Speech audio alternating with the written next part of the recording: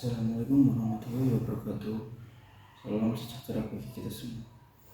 Pada yang terhormat Bu Riri Regani selaku dosen pengampu mata kuliah bahasa Indonesia, dan kepada teman-teman yang berbahagia. Pertama-tama marilah kita panjatkan rasa puji dan puji syukur kita kehadirat Allah Subhanahu wa Ta'ala yang telah memberikan rahmat serta hidayahnya. Salawat serta salam semoga tetap tercurahkan kepada dan Nabi kita Nabi Muhammad SAW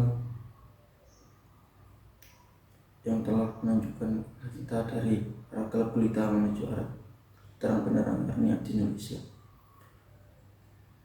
Perkenalkan, nama saya Galuh Al-Qurni Wahid dari kelas 2023A NIM 011. Dalam kesempatan saya kali ini saya akan membawakan data yang judul saya Generasi Muda Bangsa Indonesia, dan saya bangga menggunakan bahasa Indonesia.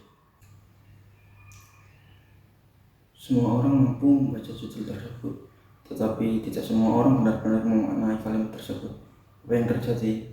Perlu kita ketahui, saat ini generasi muda bangsa Indonesia terkesan kehilangan identitasnya sebagai bangsa Indonesia. Tentu hal ini tercermin dalam budaya pergaulan sehari-hari, khususnya penggunaan bahasa. Bagi generasi muda saat ini, bahasa Indonesia seakan-akan dianggap derajatnya lebih rendah dibandingkan bahasa Inggris. Sadar atau tidak, melihat bahwa pengucapan kalimat dalam bahasa Inggris terkesan lebih keren, dan orang yang mengucapkannya dianggap lebih pintar dan memiliki ilmu yang lebih tinggi. Banyak contoh yang dapat kita ambil, seperti ketika mengucapkan selamat ulang tahun dan harapan-harapan masa depan. Coba lihatlah sosial media anak-anak muda zaman sekarang. Sebagian besar ucapan yang diberikan adalah bahasa Inggris. Sekali lagi, sadar atau tidak, kita menganggap bahasa ini mempunyai nilai lebih besar dibandingkan bahasa kita. Kawan-kawan, sadarlah, tidak ada bahasa yang pantas menyandang predikat keren dibandingkan bahasa Indonesia. Sebuah bahasa yang bahkan untuk mengakuinya dibutuhkan darah-darah perjuangan dari rakyat-rakyat yang tertindas oleh kolonialisme. Mengapa demikian? Kita semua tahu, 84 tahun silam bangsa ini pernah berjanji terhadap Ibu Pertiwi selalu menjunjung tinggi bahasa Indonesia sebagai bangsa persatuan. Proses ini sungguh tidaklah mudah. Rakyat bangsa Indonesia ketika itu harus terbelenggu oleh kaum imperialis dan kolonialis. Mengapa berbagai penghinaan dan penindasan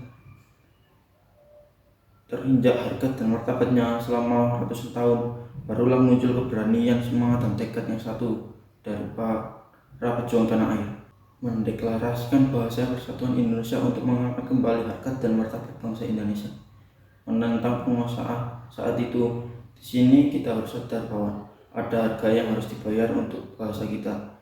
Namun sekali lagi, semangat sumpah ini seakan mulai pudar. Gaung kebanggaan pengguna bahasa Indonesia hanya terdengar setahun sekali, yaitu ketika bulan bahasa.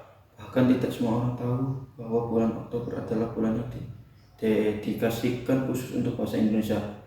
Saya di sini punya kisah menarik tentang bulan bahasa, tentang upaya bagaimana menumbuhkan rasa cinta bangga belajar terhadap bahasa Indonesia. Kisah ini terjadi semasa SMA saya.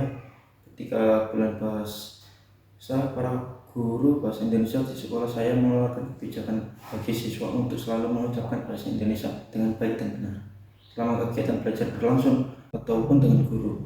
Nah, jika hal ini dilanggar, siswa akan dikenakan denda sebesar 500 untuk tiap kata yang bukan termasuk bahasa Indonesia yang baik dan benar. Denda tersebut akan dibayarkan kepada bendahara kelas sebagai uang kas. Hasil banyak sekali uang yang mengalir ke bendahara kelas, karena memang tidak mudah bagi siswa mengucapkan bahasa Indonesia dengan baik dan benar, apalagi ketika bertanya atau melakukan presentasi di kelas. Hal ini kembali menegaskan bahwa kecintaan, kebanggaan menggunakan bahasa Indonesia di kalangan generasi muda tertanam dengan baik. Kritik ini tentu tidak hanya berhenti bagi generasi muda saja. Saya ingin pula menyoroti penggunaan bahasa Indonesia dalam acara-acara kenegaraan para pejabat-pejabat di Republik Indonesia. Yang paling sederhana saja, ketika penyampaian pidato atau sambutan Sering kita dengar terselip istilah bahasa asing seperti bahasa Inggris. Hal ini membuktikan bukan hanya generasi muda kita saja yang menganggap hal ini keren, tapi para pemangku kekuasaan di negeri ini.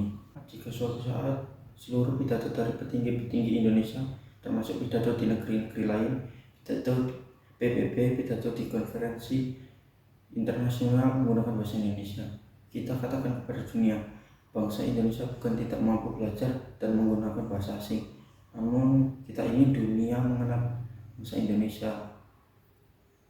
Kita memiliki bahasa persatuan sendiri, bangga akan hal ini. Kita bangga memiliki bahasa yang kita perjuangkan dengan darah yang mahal, bahasa yang mampu menghubungkan lebih dari 1000 etnis dan suku bangsa, bahasa yang mampu mempersatukan hampir 750 bahasa daerah. Tidak ada bahasa yang demikian menakjubkannya. Dunia harus tahu akan hal itu. Ingat kawan, ada semangat, kebanggaan, dan kebahasaan di balik bahasa sebuah bangsa. Sudah saatnya kita mengatakan, saya generasi muda Indonesia dan saya bangga berbahasa Indonesia. Cukup sekian yang dapat saya sampaikan, kurang lebih